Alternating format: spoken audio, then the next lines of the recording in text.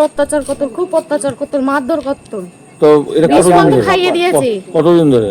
এটা প্রায় বিয়ে হয়ে পন্তু। আজকে তোমার স্কুল থেকে সন্তান চলে গেল কিভাবে? নিয়ে গেল কি করে? ওরা বলছে যে দিয়ে দিয়েছে। বলতে আমি ওনার ঠাকুমা এসেছিল, তা আমি বললাম একটু মেয়েটার ধরো, মেয়েটার ধরে নিয়ে তোমার কাছে দিচ্ছি, তুমি নিয়ে বেড়াও।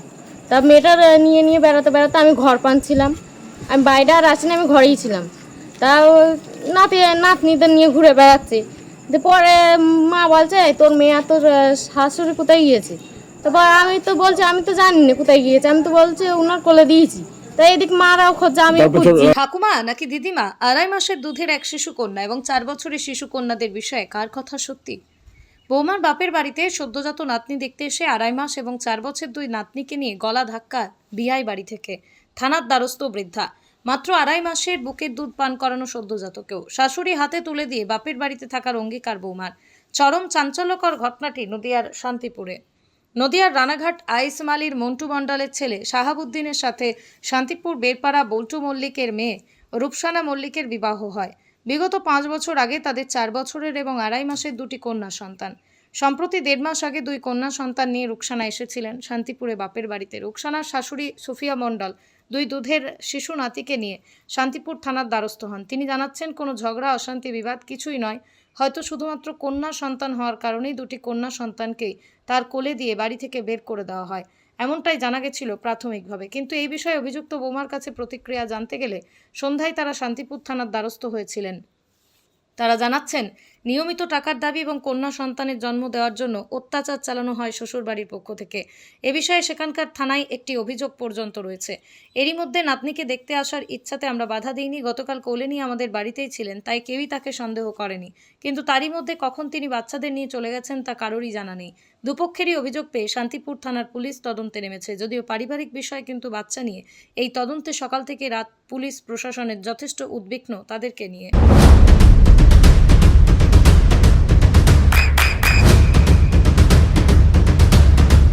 বৃষ্টিতেই স্বস্তি।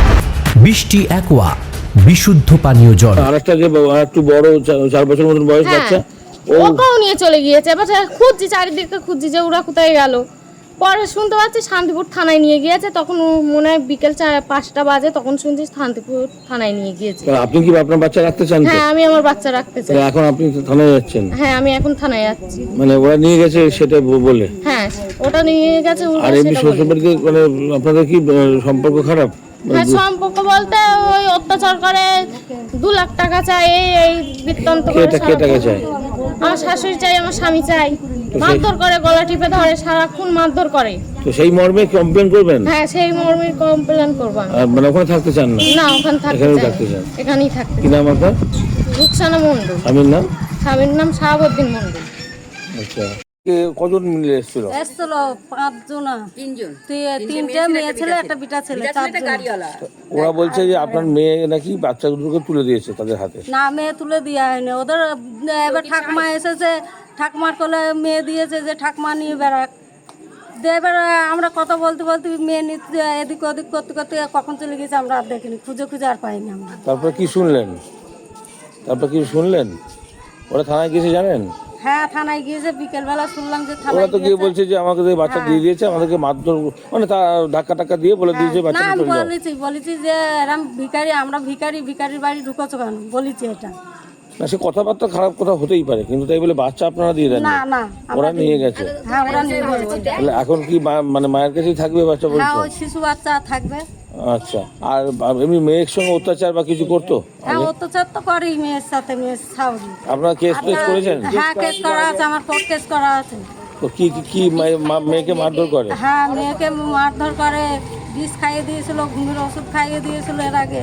কত কি হয়ে মহিলার সঙ্গে তো বাচ্চা যখন নিয়ে চলে যাচ্ছে রাস্তা দিয়ে কেউ দেখেনি এলাকার মানুষ? দেখিনি, সব ভেতরে ছিল। এবার রাস্তায় কে দেখবে? হ্যাঁ, ঠাকুমা নিয়ে ঘুরে বেড়াচ্ছে। তারপরে শুনলেন যে ও চলে গেছে? তারপরে ফোন করে বলছে এরম থানায় বসে আছে। আমার ওই দাওরের কাছে ফোন করে। আপনার নাম? আবিরন মল্লিক। মেয়ের নাম কি? রূপসানা মণ্ডল। এখন আপনার সন্তানের উজ্জ্বল ভবিষ্যতের সঠিক দিশা JRS public school. JRS public school, যেখানে শিক্ষা এবং আনন্দ একসাথে। JRS Public School has an excellent team of teachers for the holistic development of your child. আপনার সন্তানের উজ্জ্বল ভবিষ্যতের একমাত্র ঠিকানা JRS Public School। আপনি কোথায় ইনভেস্ট করবেন, কেন করবেন বুঝতে পারছেন না তো? সঠিক গাইডলাইন পেতে আজই আসুন নদিয়ার চাকদাতে নিবেদিতা প্রাইভেট লিমিটেডে। Nivedita private limited, marketing and distribution service. Balcony বা সিঁড়ির রেলিং, মডিউলার কিচেন বা ড্রয়িং রুম, এক কথায় আপনার স্বপ্নের বাড়িকে করে তুলুন আরো সুন্দর। Chakda ply centre, gorgeous look বা কোয়ালিটি সবেতেই number 1। Chakda ply centre, Chakda ply centre, KBM, Chakda, Nadia. হোমওয়ার্কটা করেছো? হ্যাঁ স্যার। এ বাবা, ভুল করেছো কেন? চোখে কেমন ঝাপসা দেখছি, লিখতে আর পড়তে খুব সমস্যা হচ্ছে। চাকদার মডার্ন অপটিক্স থেকে ভালো চোখের ডাক্তার দেখিয়ে নাও। প্রতিদিন প্রকৃত চোখের ডাক্তার ও দৃষ্টি বিশেষজ্ঞ মডার্ন অপটিক্স চাকদহে। চাকদা অ্যালুমিনিয়াম সেন্টার, প্লাই, কাঁচ, laminates, kitchen fittings, door lock, window ও অ্যালুমিনিয়ামের খুচরো ও পাইকারি বিক্রেতা। চাকদা অ্যালুমিনিয়াম সেন্টার, পূর্বলালপুর 50 নম্বর রেলগেটের পাশে, চাকদা, নদিয়া।